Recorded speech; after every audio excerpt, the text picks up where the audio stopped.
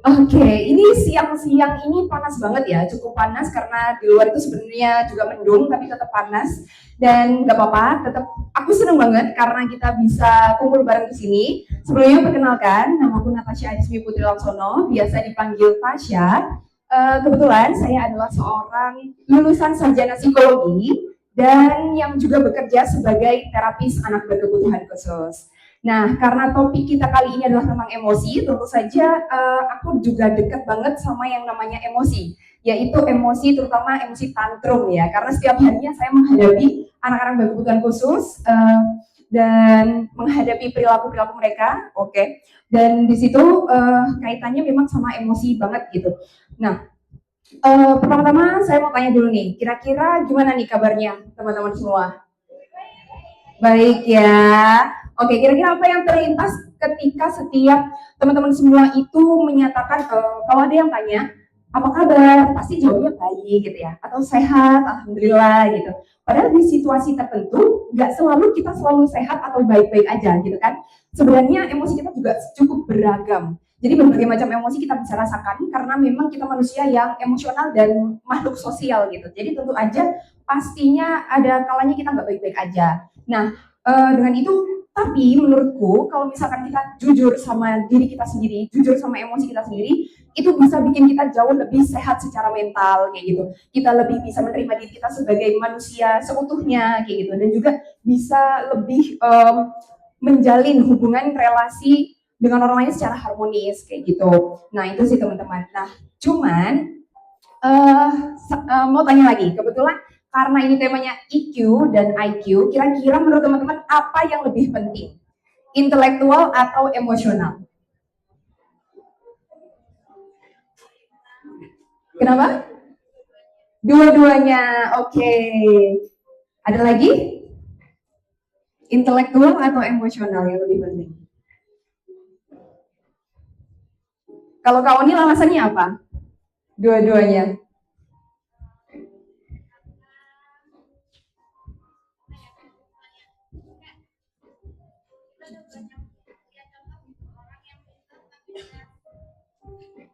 Orang yang pintar gitu ya, tapi dia secara emosionalnya itu nggak pintar, mungkin dia akan goyah dengan hal-hal yang misalnya apa ya, hal-hal yang negatif lah istilahnya kayak gitu. Jadi pintar tapi dia hopeless mungkin gitu kayaknya bukan juga ya.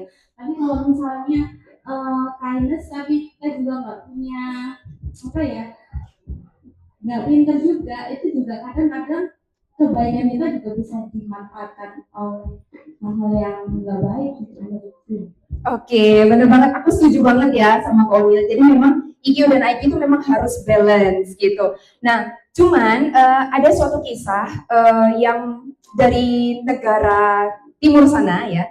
Aku akan mengisahkan sebuah cerita dari seorang penakluk gitu. Jadi penakluk terkenal yang dia memiliki seekor burung peliharaan dan burung peliharaannya itu adalah burung elang. Nah, burung elang ini adalah teman sejati dia. Setiap hari dia selalu menemani selama perjalanan si penakluk ini.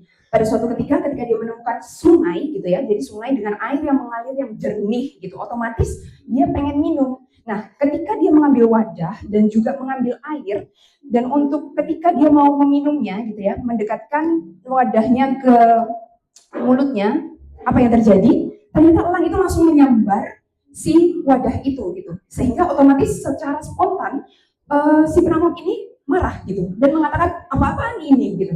Padahal dia adalah burung yang terlatih, yang aku latih selama bertahun-tahun, tapi memperlakukanku secara seperti ini gitu.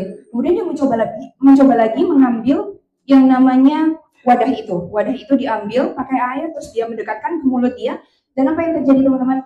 Pola itu terjadi lagi, jadi disambar lagi gitu. Dan pada percobaan ketiga, ketika dia mau minum, mengambil air itu lagi, yang terjadi adalah dia sudah menyiapkan pedang di tangannya. Nah, mungkin teman-teman udah bisa menebak apa yang akan terjadi. Ya, itu dia langsung menebas ketika si elangnya itu menyambar wadahnya seperti itu. Nah, otomatis sahabat sejatinya satu-satunya itu tewas gitu. Dan ini bisa kita korelasikan ya teman-teman. Kira-kira insight apa yang didapatkan ketika dia melakukan hal itu? Dia dipicu oleh apa? Emosi marah. Benar banget. Jadi emosi marah, dan ternyata memang perilaku kita cenderung dipengaruhi oleh emosi. Ya, sesederhana kita duduk ya di ruangan ber-AC dan kita dekat banget sama AC itu. Terus kita merasa kedinginan. Jadi apa perilaku yang kita lakukan? Pasti kita pindah kan gitu. Jadi supaya nggak kedinginan. Nah, sesederhana itu teman-teman. Tapi akhirnya si penakut ini merasa menyesal, tentu saja dia akan menyesal gitu. Dan ketika dia mau mencoba mengambil wadah yang dia terjatuh ke dalam air itu, ternyata dia melihat sesuatu yang mencurigakan. Nah, apa itu? Yaitu seekor bangkai ular beracun. Nah, sebenarnya ada niat di balik kenapa elang itu menyambar si penakluk itu gitu, menyambar wadahnya karena ingin menyelamatkan sahabat sejatinya satu-satunya. Nah, tapi si penakluk itu tidak bisa memahami perilaku atau emosi mungkin yang dirasakan oleh elang itu gitu. Dia tidak bertanya dulu. Nah, sebenarnya kecerdasan emosional itu adalah kombinasi antara emosi dan rasionalitas yang seimbang. Ketika kita cerdas secara emosional, kita bisa memahami bahwa oh, aku merasa emosiku seperti ini, jadi perilaku apa yang dilakukan kayak gitu.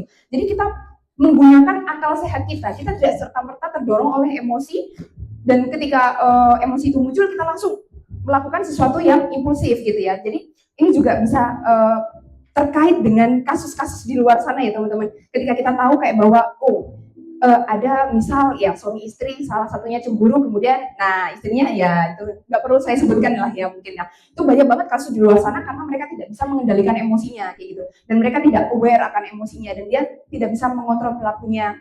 Nah, maka dari itu kecerdasan emosional itu sepenting itu teman-teman, tapi juga perlu adanya intellectual quotient itu tadi, seperti itu teman-teman. Oke, sekian dari saya. Terima kasih banyak. Wassalamualaikum warahmatullahi wabarakatuh.